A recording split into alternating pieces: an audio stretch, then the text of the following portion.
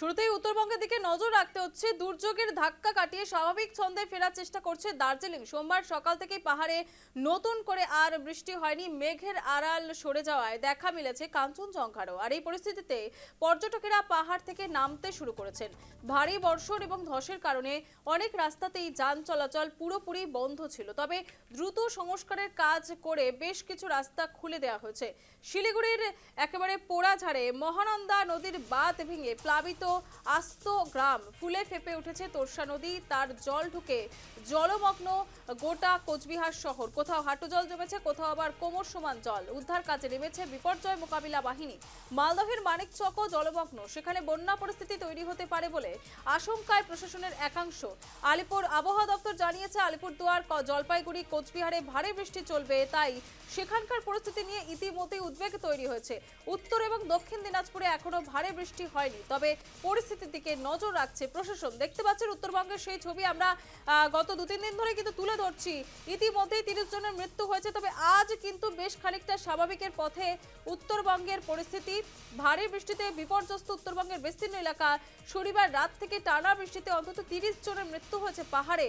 কোথাও সেতু ভেঙে পড়েছে, কোথাও আবার ধসে ক্ষতিগ্রস্ত বাড়ি, রাস্তাঘাট। আটকে পড়েছেন বহু পর্যটক। পাহাড় থেকে পর্যটক এবং সাধারণ মানুষকে নিরাপদ স্থানে সরিয়ে আনার চেষ্টা চলছে। দার্জিলিং থেকে মংপু হয়ে শিলিগুড়ি যাওয়ার রাস্তা পাংখাবাড়ি রোড দিয়ে পর্যটকদের সমতলে আনার চেষ্টা চলছে। মিরিক, পশুপতি, ঘুম, কার্শিয়াং দিয়েও পর্যটক এবং সাধারণ মানুষদের নিরাপদ স্থানে নিয়ে আসা হচ্ছে। সোমবারও উত্তরবঙ্গের বিস্তীর্ণ এলাকায় ভারী বৃষ্টির সম্ভাবনা রয়েছে। সবচেয়ে বেশি ক্ষতি হয়েছে মিরিক এবং সুখিয়া পুকুরিতে। সোমবার কিন্তু ভারী বৃষ্টির সম্ভাবনা ছিল, তবে আজ অর্থাৎ মঙ্গলবার থেকে কিন্তু যেটা জানানো যাচ্ছে একেবারে আলিপুর আবহাওয়া দপ্তরের তরফ থেকে, যে বৃষ্টি খানিকটা কমতে পারে উত্তরবঙ্গে। উদ্ধার কাজে নেমেছে জাতীয় এবং রাজ্যের বিপর্যয় মোকাবিলা বাহিনী, সেনা এবং স্থানীয় পুলিশ। আবহাওয়া খারাপ থাকায় উদ্ধার কাজে বারবার তাদেরকে বাধা পেতে হচ্ছিল। আমরা গতকাল সেই ছবি তুলে ধরেছিলাম আপনাদের সামনে। দার্জিলিং এর একাধিক ব্লকে প্রায় 150 জন পর্যটক তারা কিন্তু আটকে রয়েছেন, প্রশাসন সূত্রে জানা যাচ্ছে। তবে পর্যটকরা ধীরে ধীরে পাহাড় থেকে নিচের দিকে আজকে নামা শুরু করেছেন, কারণ আবহাওয়া খানিকটা কিন্তু অনুকূল পরিস্থিতির দিকে।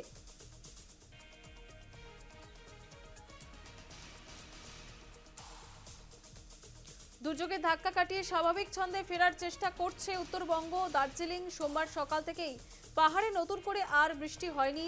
মেঘের আড়াল সরে যাওয়ায় দেখা মিলেছে কাঞ্চনজঙ্ঘারও। আর এই পরিস্থিতিতে পর্যটকেরা পাহাড় থেকে নামতেও শুরু করেছেন। ভারী বর্ষণ এবং ধসের কারণে অনেক রাস্তাতেই যান চলাচল পুরোপুরি বন্ধ ছিল, তবে দ্রুত সংস্কারের কাজ করে বেশ কিছু রাস্তা খুলে দেওয়া হয়েছে। শিলিগুড়ির পোড়াঝাড়ে মহানন্দা নদীর বাঁধ ভেঙে প্লাবিত আস্ত গ্রাম। ফুলে ফেপে উঠেছে তোরসা নদী। তার জল ঢুকে জলমগ্ন গোটা কোচবিহার শহর। কোথাও হাঁটু জল জমেছে, কোথাও আবার কোমর জল। উদ্ধার কাজে নেমেছে বিপর্যয় মোকাবিলা বাহিনী। মালদহের মানিকচক জলমগ্ন, যেখানে বন্যা পরিস্থিতি তৈরি হতে পারে বলে আশঙ্কায় প্রশাসনের একাংশ। আলিপুর আবহাওয়া দপ্তর জানিয়েছে, আলিপুরদুয়ার, জলপাইগুড়ি, কোচবিহারে ভারী বৃষ্টি চলবে। তাই সেখানকার পরিস্থিতি নিয়ে ইতিমধ্যে উদ্বেগ তৈরি হয়েছে। উত্তর এবং দক্ষিণ দিনাজপুরে এখনো ভারী বৃষ্টি হয়নি। সরাসরি চলে যাবো, আমাদের সঙ্গে রয়েছেন আমাদের প্রতিনিধি প্রবীর কুণ্ডু। প্রবীর, এই মুহূর্তে উত্তরবঙ্গের কি পরিস্থিতি? নতুন করে এখনো পর্যন্ত বৃষ্টিপাত হয়নি এবং তার জেরে কিন্তু অনেকটাই স্বস্তি। তবে এখনো পর্যন্ত যে নদীগুলির ভয়াবহ আকার নিয়েছিল, মূলত তোর্ষা, জলঢাকা থেকে শুরু করে বেশ কিছু নদী উত্তরবঙ্গের যেগুলি ফুলে ফেঁপে উঠেছিল, সেই নদীগুলি কিন্তু এখন অনেকটাই স্বাভাবিক। তবে যে নদীর জলগুলি যে গ্রামে ঢুকেছিল, সেই গ্রামগুলি কিন্তু এখনো বিপর্যস্ত অবস্থায় রয়েছে। কারণ নদীর সঙ্গে পলি জমে গেছে এবং সেই পলি কিন্তু ঢুকে গেছে সেই বিভিন্ন বাড়িগুলিতে, এবং সে কারণে কিন্তু এখনো পর্যন্ত স্বাভাবিক জনজীবন বা যেটাকে বলে স্বাভাবিক ছন্দে ফেরা, তা কিন্তু এখনো পর্যন্ত সম্ভব হচ্ছে না। কারণ এখনো পর্যন্ত নতুন করে বৃষ্টি হয়নি। তবে আকাশ কিন্তু মাঝে মাঝেই কখনো রোদ কখনো মেঘলা রয়েছে। তো নতুন করে বৃষ্টি হলে বিপদ বাড়বে, সেই কারণেও একটা আশঙ্কা রয়েছে। তবে এখনো পর্যন্ত যেহেতু নদীগুলি জলের যে ফুলে ফেঁপে ওঠা যে ভয়ঙ্কর চেহারা, তা কিন্তু অনেকটাই এখন স্বাভাবিক হয়েছে, এবং যে কারণে কিন্তু অনেকটাই এখন আতঙ্কমুক্ত বলা যায় এলাকার বাসিন্দারা। তবে তোমাকে জানিয়ে রাখি যে উত্তরবঙ্গে যে বিপর্যয় নেমে এসেছে, এবং যার জেরে মূলত ডুয়ার্সের যে বন্যপ্রাণীরা বিভিন্ন এলাকায় ছড়িয়ে ছিটিয়ে পড়েছে এবং বিভিন্ন লোকালয়ে চলে এসেছে বন্যপ্রাণী, তাদের কিন্তু বনে ফেরাতে ইতিমধ্যেই তৎপর শুরু করেছে বন দপ্তর। এখনই প্রবীর আরো একটা বিষয়, মুখ্যমন্ত্রী মমতা বন্দ্যোপাধ্যায় ইতিমধ্যে কিন্তু ক্ষতিপূরণের ঘোষণা করেছেন উত্তরবঙ্গের জন্য।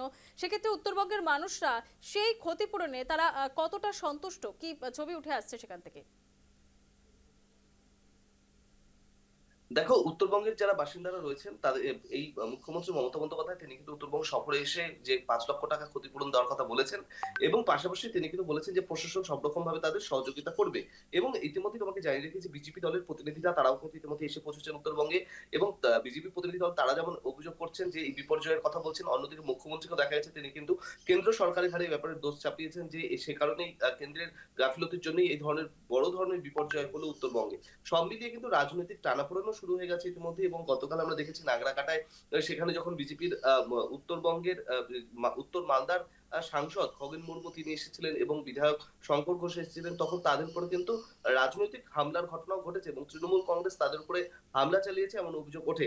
এবং ইতিমধ্যেই কিন্তু তোমাকে জানিয়ে রাখি সেই ঘটনায় তৃণমূল কংগ্রেসের যে অভিযোগ তা অস্বীকার করেছেন উত্তরবঙ্গ উন্নয়ন মন্ত্রী এবং তৃণমূল কংগ্রেসের রাজ্য নেতৃত্বরা। তারা কিন্তু পাল্টা দাবি করেছেন যে মূলত আহ, আহ, এই তারা কেন এলাকায় গেছেন এবং উস্কানি দিতে এলাকায় গেছেন, সে কারণে কিন্তু এই ধরনের ঘটনা ঘটেছে। সব মিলিয়ে কিন্তু উত্তরবঙ্গের যে বিপর্যয় এবং সাধারণ মানুষ যেভাবে তাদের উপরে তারা যেভাবে এই ক্ষতিগ্রস্ত হয়েছে এবং এই ঘটনাকে কেন্দ্র করে রাজনৈতিক রেষারেষিও কিন্তু শুরু হয়ে গেছে উত্তরবঙ্গে।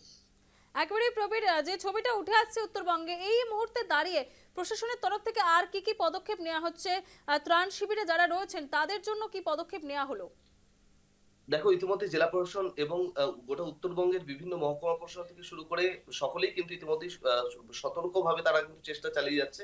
এবং এই বিপর্যয়ের পর থেকে কিন্তু সমস্ত জেলায় সমস্ত জেলা প্রশাসনের তরফে ব্লক প্রশাসনদের আধিকারিকদের সতর্ক করা হয়েছে। এবং ইতিমধ্যে কোচবিহারে অন্তত একটা কিন্তু সর্বদলীয় বৈঠক হয়েছে এবং সেখানে কিন্তু দেখা গেছে যে মন্ত্রী, সাংসদ সকলেই তারা উপস্থিত ছিলেন। এবং এই বৈঠকে কিন্তু আলোচনা করে কিন্তু মূলত সিদ্ধান্ত হয়েছে যে কেউ যাতে এই যে বিপর্যয় তার মধ্যে নদীগুলির যে ভয়াবহ অবস্থা তার মধ্যে সাধারণ মানুষ যাতে কোনোভাবে নদীতে ঝাঁপিয়ে না পড়েন বা কাঠ সংগ্রহ করতে নদীর ধারে কাছে না যান। পাশাপাশি বন্য প্রাণীদের যেভাবে লোকালয়ে দেখা যাচ্ছে ঘুরে বেড়াতে, কারণ ডুয়ার্সের এবং জলদাপাড়া সহ লাটাগুড়ি সহ বিভিন্ন যে বনাঞ্চল এলাকা বেশ সেখানে এই যে প্রভাব পড়েছে তার জেরে কিন্তু বন্যপ্রাণীরা লোকালয়ে চলে এসেছে। বেশ প্রবীর, সাধারণ তুমি মানুষ আমাদের যেন সঙ্গে থাকো। প্রবীর, তুমি আমাদের সঙ্গে থাকো, আবারও তোমার কাছে আসবো। অন্যদিকে চলে যাবো শিলিগুড়িতে, সেখান থেকে আমাদের সঙ্গে রয়েছেন আমাদের প্রতিনিধি জয়দীপ বাগ। আর জয়দীপ, এই মুহূর্তে দাঁড়িয়ে শিলিগুড়ির ঠিক কি পরিস্থিতি তথা উত্তরবঙ্গের কি পরিস্থিতি? দেখো, জানিয়ে রাখি গতকাল থেকে পরিস্থিতি কিন্তু অনেকটাই স্বাভাবিকের পথে এবং ধীরে ধীরে ছন্দে ফিরছে পাহাড়। গতকাল থেকে এখনো পর্যন্ত নতুন করে কোনো বৃষ্টি না হওয়ায় কিছুটা কিন্তু স্বস্তি ফিরেছে পাহাড়ে। তার কারণ দেখো, নতুন করে কোনো জায়গায় কোনো বিপর্যয় খবর ছন্দে ফিরছে এবং ফলে প্রশাসনের দিক থেকে তোমাকে জানিয়ে রাখবো যে পাহাড়ে কিন্তু এখনো বিভিন্ন জায়গায় যারা প্রতিনিধি তারা গিয়েছিলেন, প্রশাসনিক যারা গিয়েছিলেন, সমস্ত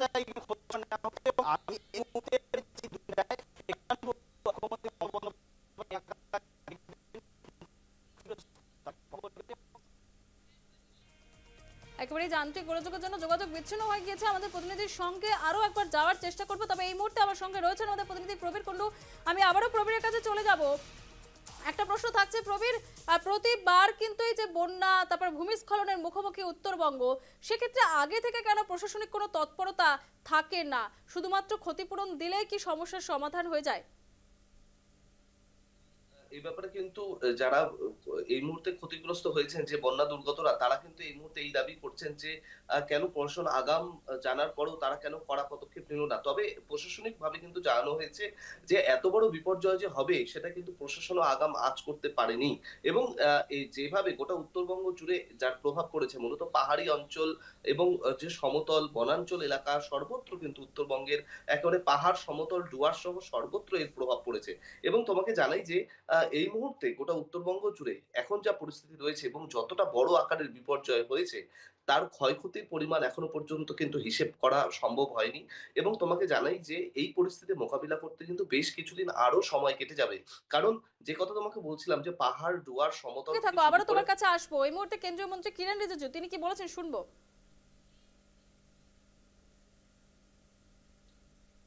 जलपाईगुड़ी जो पहाड़ी क्षेत्रों में बरसात और फ्लड की वजह से जो नुकसान हुआ है उसका जायजा लेने के लिए आया है। प्रधानमंत्री जी की ओर से फ्लड इफेक्टेड लोगों का हालचाल और जो मृत्यु हुए हैं उनके परिवारजनों से मिलने के लिए आया है और जो नुकसान हुआ है उसको देख करके फिर प्रधानमंत्री जी का रिपोर्ट करेंगे, उसके लिए आया है। जहां तक जो एमपी एमएलए को अटैक किया है, ये हमने कल भी इसको रिएक्ट किया है, क्योंकि हमारा लोकसभा स्पीकर को अटैक हुआ है। कल एक नोटिस भेजा है, स्टेट गवर्नमेंट से तुरंत रिपोर्ट मंगवाया है। रिपोर्ट अगर देने में देरी करता है तो उसको प्रिविलेज में हम लोग एक्शन करेंगे। जो नियम है, नियम से ही कार्रवाई होगा। और सिर्फ एमपी एमएलए का बात नहीं है, हर एक नागरिक को सुरक्षा मिलना चाहिए। भारत के अंदर में सिस्टम है, नियम है, कानून है। अब नियम कानून को अपना हाथ में ले करके दादागिरी करके गुंडा राज करके यहाँ लोगों को मारेगा पीटेगा, ये तो कोई एक्सेप्ट नहीं कर सकता है। क्योंकि जो लोकसभा एमपी को ब्रूटली अटैक हुआ है, इसलिए स्पीकर साहब के वहाँ से नोटिस किया है। हम चाहते हैं कि वेस्ट बंगाल गवर्नमेंट जल्दी ग्राउंड रिपोर्ट दे दे ताकि उसका कार्रवाई जल्दी कर सके। একেবারে শোনালাম কেন্দ্রীয় মন্ত্রী কিরেন রিজিজু তার বক্তব্য। তিনি কিন্তু বলেছেন যে গতকালের যে ছবিটা উঠে এসেছে, একদিকে বিধায়ক একদিকে সাংসদ, তাদের উপর আক্রমণ হয়েছে এবং সেক্ষেত্রে কিন্তু রাজ্য সরকারের কাছ থেকে ইতিমধ্যে রিপোর্ট তলব করার কথা তিনি বলেছেন। একই সঙ্গে এই বিপর্যয়পূর্ণ পরিস্থিতি তার মধ্যে রাজনৈতিক দরজা থেকে সরে গিয়ে মানুষের পাশে দাঁড়ানোর প্রতিশ্রুতি দিয়েছেন। আবারও চলে যাব, আমাদের সঙ্গে রয়েছেন আমাদের প্রতিনিধি প্রবীর কুণ্ডু।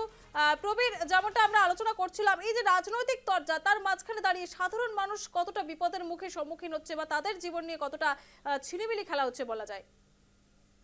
একেবারে দেখো, সাধারণ মানুষ তারা কিন্তু সবচেয়ে বেশি এর প্রভাবে তারা বিপর্যস্ত, তাদের জনজীবন। কারণ তোমাকে জানিয়ে রাখি যে যেভাবে মূলত গোটা উত্তরবঙ্গ জুড়ে যার প্রভাব পড়েছে এবং দেখা গেছে যে এখনো পর্যন্ত কিন্তু অনেক এলাকায় রয়েছে যেখানে ত্রাণ শিবিরে তাদের আশ্রয় নিতে হয়েছে। প্রায় 4,307টি ত্রাণ শিবির খোলা হয়েছিল কোচবিহারে এবং সেই ত্রাণ শিবিরগুলি থেকে ধীরে ধীরে তারা বাড়ি ফিরতে শুরু করেছেন।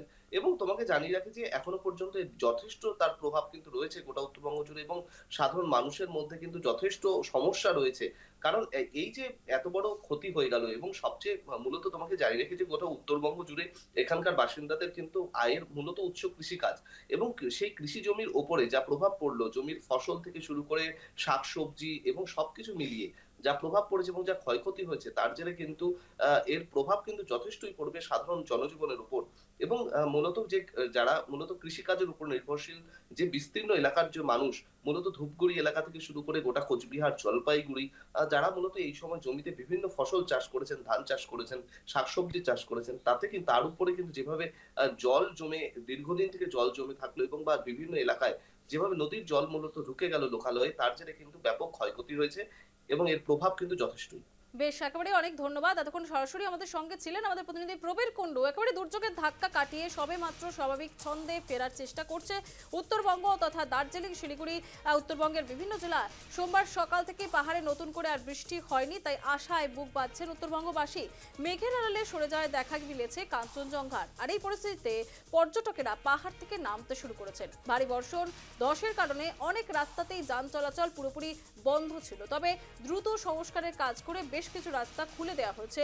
শিলিগুড়ির পোড়াঝাড়ে মহানন্দা নদীর বাঁধ ভেঙে প্লাবিত আস্ত একটি গ্রাম ফুলে ফেপে উঠেছে তোরসা নদী। তার জল ঢুকে জলমগ্ন গোটা কোচবিহার শহর। কোথাও হাঁটু জল জমেছে, কোথাও আবার কোমর সমান জল। উদ্ধার কাজে নেমেছে বিপর্যয় মোকাবিলা বাহিনী। গোটা পরিস্থিতি সামলানোর চেষ্টা করছে গোটা দেশের প্রশাসন, রাজ্য কেন্দ্র দুই প্রশাসনের চেষ্টা করছে।